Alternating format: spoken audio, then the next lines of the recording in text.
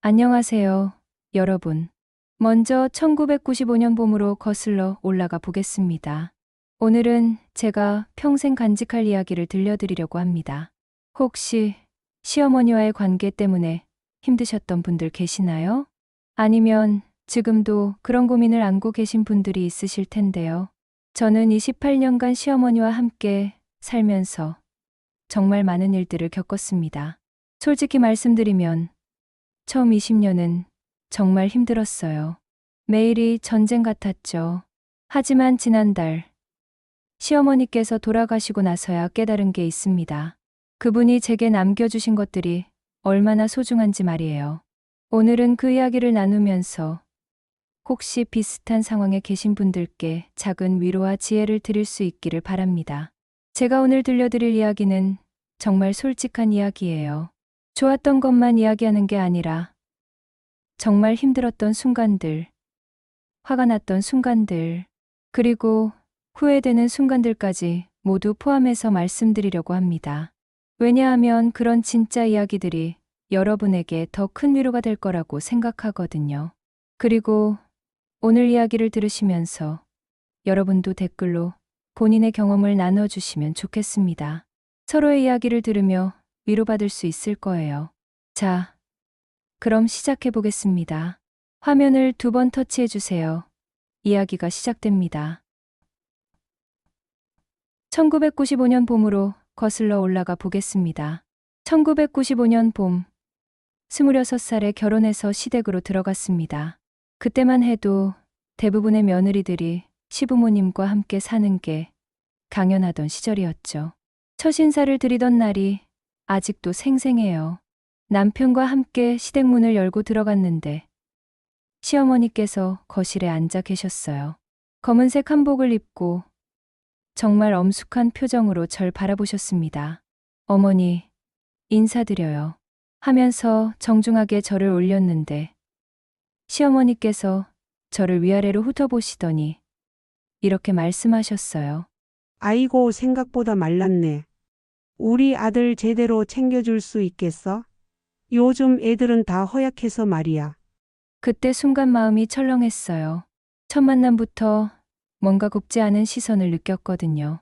하지만 그땐 첫 만남이라 어색해서 그런가 보다 하고 넘어갔죠. 결혼하고 첫 달이 정말 지옥이었어요. 아침 5시 30분에 일어나서 시부모님 식사 준비부터 시작이었습니다. 시어머니는 밥은 무조건 갓 지은 밥이어야 한다고 하셨어요. 전날 밥을 데워서 드시는 걸 절대 용납하지 않으셨죠. 그래서 매일 새벽에 밥을 새로 지어야 했어요. 며느리가 게으르면 집안이 망해. 우리 집 며느리는 절대 그런 소리 듣게 할 수 없어. 이런 말씀을 자주 하셨어요. 그리고 반찬도 하나하나 다 문제였어요. 김치가 조금만 쉬어도, 이런 김치를 어떻게 밥상에 올리나? 국이 조금만 짜도 이렇게 대충 하면 어떻게 하나? 이런 식이었죠. 저는 그땐 요리를 잘 모르는 상태였어요. 결혼 전에는 엄마가 다 해주셨고, 직장 다니면서는 간단하게만 해 먹었거든요. 그런데 갑자기 시어머니의 까다로운 기준에 맞춰야 하니까 정말 힘들었어요. 제가 직장을 다녔는데 8시까지 출근해야 했어요. 그런데 시어머니 식사, 남편 식사, 시아버지 식사까지 다 준비하고 나면 7시 30분이 되어버리더라고요. 직장 다니는 며느리라고 해서 집안일을 소홀히 하면 안 돼. 남편이 밖에서 고생하는데 집에서라도 제대로 된 밥을 먹여야지. 매일 이런 말씀을 들으면서 헐레벌떡 회사로 뛰어가곤 했어요. 지각하면 안 되니까요. 그런데 회사에서도 일이 끝나고 오면 또 다른 일이 기다리고 있었어요. 저녁에 집에 오면 시어머니가 하루 종일 뭘 하셨는지 일일이 보고를 받으셨어요. 오늘 장 보러 갔는데 무가 너무 비싸더라. 그래도 국 끓이려면 사야 하니까 샀어. 며느리가 장 보는 눈이 있어야 하는데 아직 어려서 모르겠지만 차근차근 가르쳐 줄게. 이런 식으로 시작해서 집안 정리는 어떻게 해야 하고, 빨래는 어떻게 해야 하고, 아이 낳으면 어떻게 키워야 하고, 매일 저녁마다 교육을 받는 기분이었어요. 그리고 가장 힘들었던 건 남편과의 관계였어요. 남편에게 하소연하면 항상 이런 대답이 돌아왔어요. 우리 어머니는 원래 그런 분이야. 너를 미워해서 그런 게 아니라 완벽하게 하고 싶어서 그런 거야. 조금만 이해해줘. 어머니가 평생 고생하시면서 우리를 키우셨어. 그런 분이 며느리한테 이것저것 말씀하시는 게 당연하지 않나? 처음에는 남편 말이 맞나 싶어서 참으려고 노력했어요. 하지만 매일 반복되는 일상이 점점 견디기 힘들어졌죠. 결혼한 지 3개월 정도 지났을 때 첫 번째 큰 싸움이 일어났어요. 그날 저녁 제가 감기에 걸려서 몸이 너무 아팠어요. 그래서 간단하게 라면을 끓여서 저녁을 준비했죠. 그런데 시어머니가 보시더니 정말 화를 내셨어요. 이게 뭐야? 라면이 저녁이야?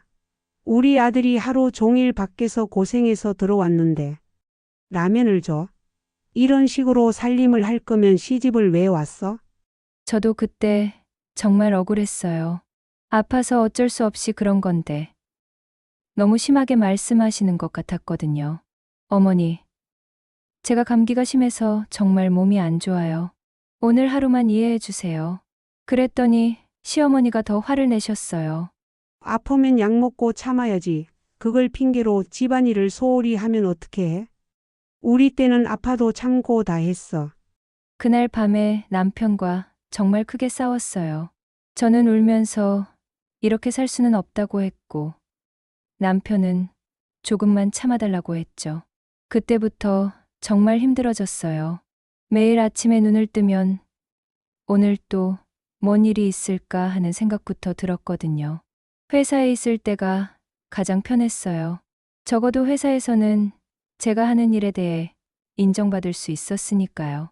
하지만 집에 오면 아무것도 제대로 하지 못하는 사람이 되는 기분이었어요. 자존감이 정말 많이 떨어졌죠.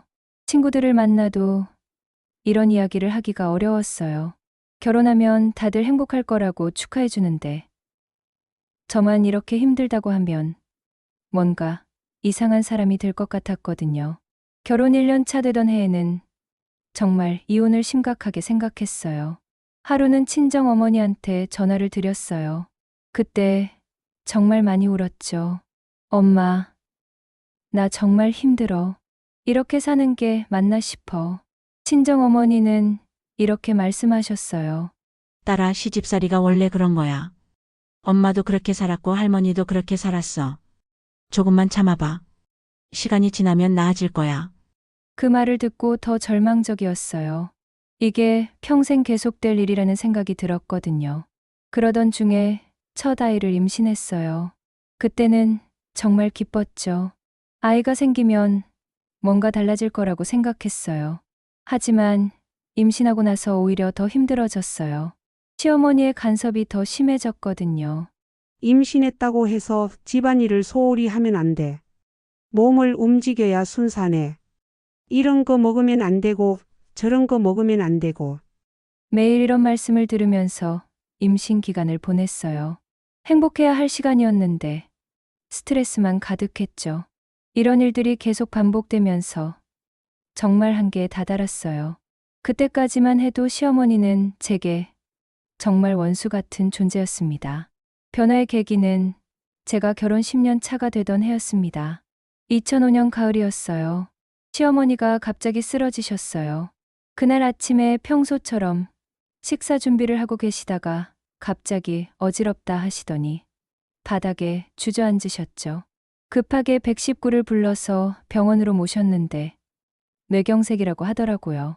다행히 큰 문제는 없었지만 한 달 정도 입원하셔야 했습니다. 그때 처음으로 시어머니 없는 집에서 살아봤어요. 그런데 정말 이상하게도 뭔가 허전했습니다. 매일 병원에 가서 간병을 했어요. 남편도 직장이 있으니까 주로 제가 담당했죠. 처음에는 의무감으로 했어요.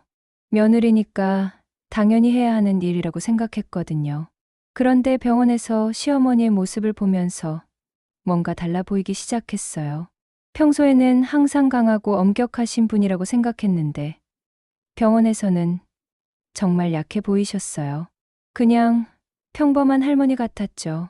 간병을 하면서 시어머니와 처음으로 긴 대화를 나눴어요. 며느리가 고생이 많네. 집에 가서 쉬어라. 아이들은 잘 있나? 평소 같으면 집안일 제대로 하고 있나? 라고 물으셨을 텐데. 그날은 저를 걱정해 주시더라고요. 그리고 경실에서 혼자 있을 때 시어머니가 이런 말씀을 하셨어요. 내가 며느리한테 너무 심했나? 그런 마음은 아니었는데. 그 말을 듣고 정말 놀랐어요. 시어머니도 본인이 저에게 어떻게 대했는지 알고 계셨던 거예요.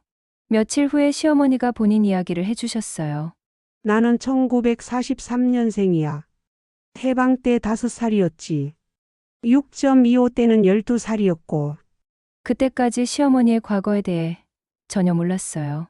그분도 한 번도 말씀해 주신 적이 없었고, 저도 궁금해하지 않았거든요. 전쟁 때는 정말 힘들었어. 먹을 것도 없고 피난도 다녔고. 그때 어머니가 나한테 이런 말씀을 하셨어. 세상에 공짜는 없다. 뭐든지 열심히 해야 한다. 게으르면 굶어 죽는다. 시어머니는 계속해서 본인의 어린 시절 이야기를 들려주셨어요. 16살에 시집 왔어. 그때는 지금보다 더 엄격했지. 시어머니가 정말 무서웠어. 하루 종일 일만 했어. 농사일, 집안일, 아이 키우기. 쉴 틈이 없었지. 그 이야기를 들으면서 뭔가 깨달았어요. 시어머니도 저와 똑같은 경험을 하셨던 거예요. 아니, 저보다 훨씬 더 힘든 경험을 하셨던 거죠. 우리 때는 전기도 없었어. 촛불이나 호롱불로 밤일을 했지. 세탁기도 없었고 손으로 다 빨았어. 겨울에도 찬물에 손 넣고. 이런 이야기들을 들으면서 시어머니가 왜 그렇게 꼼꼼하고 완벽하게 하려고 하셨는지 이해가 되기 시작했어요. 그분에게는 완벽하게 집안일을 해내는 것이 생존의 방법이었던 거예요. 그렇게 하지 않으면 정말 굶어 죽을 수도 있는 시대를 살아오셨던 거죠. 그리고 어느 날 시어머니가 이런 말씀을 하셨어요. 우리 아들이 어렸을 때 정말 많이 아팠어. 그때는 병원 갈 돈도 없어서 집에서 민간요법으로만 치료했지. 그래서 우리 아들이 건강하게 자랐으면 좋겠다고 항상 생각했어. 며느리가 와서 우리 아들을 잘 챙겨주면 좋겠다고 생각했는데 처음에는 너무 어려 보여서 걱정이 많았어. 그때 깨달았어요. 시어머니가 저한테 우리 아들 제대로 챙겨줄 수 있겠어? 라고 했던 말이 저를 무시하려는 말이 아니었다는 거요. 정말 걱정해서 나온 말이었던 거예요. 자식에 대한 사랑에서 나온 말이었던 거죠. 그때부터 과거의 일들을 다시 생각해보기 시작했어요. 시어머니가 매일 아침 일찍 일어나서 식사 준비를 하라고 하셨던 것도 그분에게는 가족을 제대로 챙기는 것이 가장 중요한 일이었던 거예요. 며느리가 게으르면 집안이 망한다는 말씀도 저를 괴롭히려는 말이 아니라 정말 그렇게 믿고 계셨던 거죠. 그분이 살아온 시대에는 실제로 그랬을 테니까요. 어느 날 저녁에 시어머니가 본인의 젊은 시절 이야기를 해주셨어요. 나는 학교를 제대로 못 다녔어. 초등학교도 다 못 마쳤지. 그때는 여자는 공부할 필요 없다고 했거든. 하지만 나는 정말 공부하고 싶었어. 그 말씀을 들으면서 시어머니에 대해 전혀 몰랐던 부분을 알게 되었어요. 그분도 꿈과 희망이 있었던 젊은 여성이었다는 거려. 결혼하고 나서는 정말 힘들었어. 시어머니가 무서웠고 집안일은 많았고. 그런데 아이들이 태어나고 나서는 더 힘들어졌지. 우리 아들이 첫째였는데 정말 예쁘고 똑똑했어.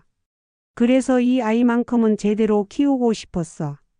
공부도 시키고 좋은 사람 만나서 행복하게 살게 해주고 싶었고. 시어머니의 이런 이야기들을 들으면서 그분이 왜 남편에게 그렇게 애착을 가지시는지 이해가 되었어요. 특히 아이들 키우는 방법에 대해서 정말 많이 배웠어요. 아이가 열이 날 때는 이렇게 해라. 물수건으로 이마를 식혀주고 미지근한 물을 조금씩 먹여라. 배가 아플 때는 따뜻한 물에 소금 조금 넣어서 마시게 해라. 그리고 배를 시계 방향으로 살살 마사지해줘라. 이런 것들이 민간요법이라고 해서 무시할 게 아니었어요. 실제로 효과가 있었거든요. 아이가 밥을 안 먹을 때는 억지로 먹이지 마라. 대신 재미있게 먹을 수 있도록 해줘라. 시어머니는 아이들 밥을 먹일 때 정말 재주가 많으셨어요. 재미있는 이야기를 해주면서 자연스럽게 먹게 만드시더라고요. 이런 것들을 배우면서 조금씩 시어머니와의 관계가 나아졌어요. 시어머니도 제가 진짜로 배우려고 하는 걸 알아주셨어요. 우리 며느리가 정말 똑똑해. 한번 알려주면 금방 배우네. 이런 말씀을 들으면 정말 기뻤어요. 그동안 인정받지 못한다고 생각했는데 시어머니도 저를 인정해주고 계셨던 거예요. 어느 날 시어머니가 본인의 아픈 이야기를 해주셨어요. 나는 시집 와서 10년 동안 친정에 한 번도 못 가봤어. 시어머니가 허락을 안 해주셨거든. 그때 정말 외롭고 힘들었어. 친정 어머니가 돌아가실 때도 못 가봤어. 그게 평생 한이 돼서. 그래서 우리 며느리한테는 그런 일이 없었으면 좋겠다고 생각했어. 그 말씀을 들으면서 시어머니가 왜 저에게 친정 가는 걸 막지 않으셨는지 이해가 되었어요. 본인이 겪은 아픔을 저는 겪지 않았으면 하는 마음이었던 거죠. 그리고 시어머니가 본인의 건강에 대해 걱정하시는 모습도 보게 되었어요. 요즘 자꾸 깜빡깜빡해. 나이가 들어서 그런가 봐. 며느리한테 짐이 될까 봐 걱정이야. 그때까지는 시어머니가 그런 걱정을 하신다는 걸 전혀 몰랐어요. 항상 강하고 당당한 분이라고만 생각했거든요. 내가 언제까지 건강할지 모르겠어. 그 전에 며느리한테 집안일을 다 가르쳐 줘야 하는데. 그런 말씀을 들으면서 시어머니의 조급함을 이해하게 되었어요. 본인이 할 수 있을 때 모든 걸 가르쳐 주고 싶어 하셨던 거예요. 둘째 아이를 임신했을 때는 첫째 때와 완전히 달랐어요. 시어머니가 정말 많이 도와주셨어요. 첫째 아이 돌보는 것부터 시작해서 음식 준비, 집안일까지 대부분 해주셨죠. 둘째 임신은 첫째보다 힘들어. 첫째 때 경험이 있다고 해서 방심하면 안 돼. 그리고 둘째가 태어나고 나서는 정말 많이 도와주셨어요. 신생아는 이렇게 안아야 해. 목을 잘 받쳐줘야 하고. 모유 수유할 때는 이런 자세가 좋아. 엄마도 편하고 아기도 편해. 시어머니의 육아 경험이 정말 도움이 많이 되었어요. 첫째 때는 모든 게 서투르고 힘들었는데 둘째 때는 시어머니 덕분에 훨씬 수월했죠. 아이들도 점점 시어머니와 가까워졌어요. 할머니, 이거 해주세요. 할머니, 저거 가르쳐 주세요. 아이들이 이렇게 말하면 시어머니가 정말 기뻐하셨어요. 우리 손자들이 참 예쁘지? 할머니 말도 잘 듣고. 시어머니는 손자들에게 정말 헌신적이셨어요. 아이들이 아프면 밤새 돌봐주시고 무엇이든 해주려고 하셨죠. 시어머니는 제가 가정을 잘 꾸려나가고 있다고 인정해 주셨고 저는 시어머니의 지혜와 경험을 인정하게 되었죠. 우리 며느리가 정말 잘해. 집안일도 잘하고 아이들도 잘 키우고. 이런 말씀을 들으면 정말 뿌듯했어요. 그동안 인정받고 싶었던 마음이 드디어 채워지는 기분이었거든요. 결혼한 지 15년 정도 지났을 때는 정말 평화로운 시간이었어요. 시어머니와 큰 갈등 없이 지낼 수 있었고 아이들도 건강하게 자라고 있었죠. 그때 생각해보니 시어머니와 함께 사는 게 나쁘지 않았어요. 오히려 많은 도움이 되었죠. 아이들 돌봐주시고 집안일 도와주시고 아플 때 간병해주시고 혼자였다면 정말 힘들었을 텐데 시어머니 덕분에 많이 수월했어요. 2017년부터 시어머니의 건강이 눈에 띄게 나빠지기 시작했습니다. 처음에는 작은 변화들이었어요. 계단 오르내리기 힘들어하시고 무거운 것 들기 어려워하시고 그런데 점점 심해지더라고요. 당뇨병이 악화되고 무릎도 안 좋아지시고 혈압도 높아지시고 2018년에는 당뇨 합병증으로 입원을 여러 번 하셨어요. 그때부터 본격적으로 시어머니를 돌보기 시작했어요. 남편도 도와주긴 했지만 주로 제가 담당했죠. 병원에 모시고 다니고, 약 챙겨드리고, 식사 조절해드리고, 정말 할 일이 많았어요. 솔직히 말씀드리면 처음에는 부담스러웠어요. 제가 직장을 다니고 있었는데 시어머니까지 돌봐야 하니까 정말 힘들었거든요. 하지만 그 과정에서 시어머니와 정말 많은 시간을 보내게 되었어요. 그리고 그 시간들이 정말 소중했습니다. 병원에서 기다리면서 시어머니와 많은 이야기를 나눴어요. 며느리가 고생이 많네. 내가 이렇게 늙어서 짐이 되나 봐. 아니에요. 어머니, 저희가 당연히 해야 하는 일이에요. 고마워. 정말 고마워. 내가 며느리 만난 게 정말 큰 복이야. 이런 대화들을 나누면서 정말 마음이 따뜻해졌어요. 그때 시어머니가 저에게 해주신 조언들이 정말 많았어요. 인생은 길어. 힘든 일이 있어도 참고 견뎌야 해. 시간이 지나면 다 지나가는 거야. 가족이 제일 소중해. 돈이 없어도 가족이 있으면 행복할 수 있어. 하지만 가족이 없으면 아무것도 의미가 없어. 고마운 마음을 잊지 마라. 당연한 건 세상에 없어. 작은 것에도 감사할 줄 알아야 해. 그때는 그냥 어르신들이 흔히 하시는 말씀이라고 생각했어요. 하지만 지금 생각해보면 정말 깊은 인생의 지혜였어요. 시어머니는 본인의 건강보다 가족들, 걱정을 더 많이 하셨어요. 아이들 대학 등록금은 마련됐나? 요즘 등록금이 비싸다던데. 며느리가 너무 고생하는 것 같아. 내가 빨리 나와서 도움이 되어야 하는데.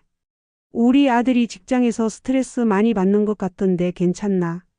마지막까지도 가족들 걱정만 하셨어요. 본인이 아픈 것보다 가족들이 힘들어하는 게 더 걱정되신 거죠. 2022년부터는 거의 집에서만 계셨어요.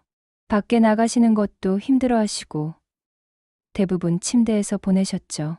그때 정말 많은 시간을 시어머니와 함께 보냈어요. 28년 동안 함께 살면서 처음 20년은 힘들었지만 마지막 8년은 정말 소중한 시간이었어요.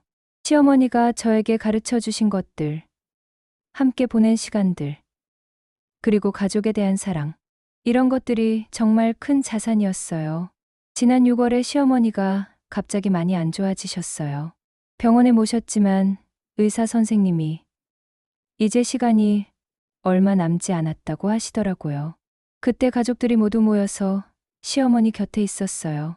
시어머니는 마지막까지 정신이 또렷하셨어요. 며느리야 정말 고마웠어. 내가 힘들게 했는데도 끝까지 잘해줘서 고마워. 우리 아들도 고마웠고 손자들도 고마웠어. 모두 건강하게 잘 살아라. 그렇게 말씀하시고 편안히 돌아가셨어요. 시어머니가 저에게 남겨주신 것들을 정리해 보았습니다. 첫 번째, 생활의 지혜, 요리하는 법, 집안일 하는 법, 아이 키우는 법. 이런 것들이 돈으로 살 수 없는 정말 소중한 자산이었어요.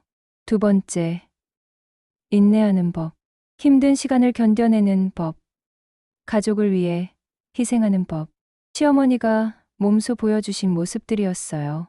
세 번째, 가족에 대한 사랑, 무조건적인 사랑, 희생적인 사랑. 이런 것들을 시어머니를 통해 배웠어요. 네 번째, 감사하는 마음. 당연한 것은 없다는 것. 작은 것에도 고마워하는 마음. 이게 제일 큰 선물이었습니다. 지금 생각해보면 정말 후회되는 게 많아요. 왜 진작에 시어머니를 이해하려고 노력하지 못했을까? 왜 더 많은 시간을 함께 보내지 못했을까? 20년을 원수처럼 지내고 겨우 8년을 진짜 가족으로 지냈다는 게 정말 아쉬워요. 하지만 그 8년이 있었기에 지금 이렇게 감사한 마음을 가질 수 있는 것 같아요. 지금 시어머니 없는 집에서 살고 있어요. 가끔 문득 시어머니가 보고 싶어져요. 그분의 목소리도 잔소리도 모든 게 그리워집니다. 아침에 일어나면 어머니, 식사 준비됐어요 라고 부르고 싶어지고 저녁에 집에 오면 어머니, 저 왔어요 라고 인사드리고 싶어져요. 그런데 이제는 아무도 대답해 주지 않아요. 정말 허전하고 쓸쓸해요. 시어머니, 그동안 정말 고마웠어요. 저를 며느리로 받아주셔서 고마웠고, 많은 것들을 가르쳐 주셔서 고마웠어요. 마지막까지 가족을 걱정해 주셔서 고마웠어요. 하늘에서 편히 쉬세요. 오늘 제 이야기가 여러분에게 작은 위로가 되었기를 바랍니다. 가족의 소중함을 느끼게 되었기를 바라고, 지금 함께 있는 시간들을 더 소중히 여기게 되었기를 바랍니다. 구독과 좋아요는 더 많은 분들과 이런 이야기를 나누는데 큰 힘이 됩니다. 댓글로 여러분의 이야기도 나눠주세요. 함께 이야기하며 서로 위로받을 수 있을 거예요. 다음 시간에 또 만나요. 여러분 모두 가족과 행복한 시간 보내세요. 감사합니다.